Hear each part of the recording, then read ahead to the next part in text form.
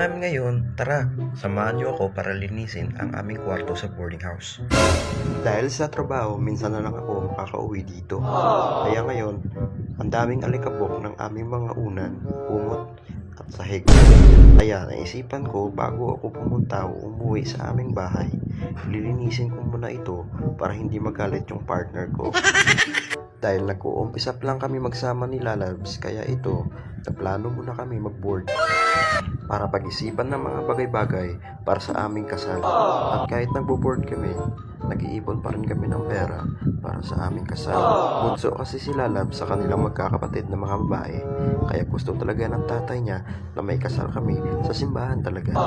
Dahil ang lahat ng kapatid niyang babae na mas matanda sa kanya ay sa simbahan talaga lahat ikinasal.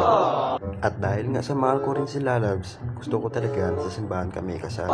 Dahil alam ko na yun talaga ang gusto niya. Kapag mahal mo talaga ang isang tao, gagawin mo ang lahat para sa kanya. Papasaya mo lang siya kahit sa simpleng bagay, okay na. Kaya thank you sa panunood. Salamat!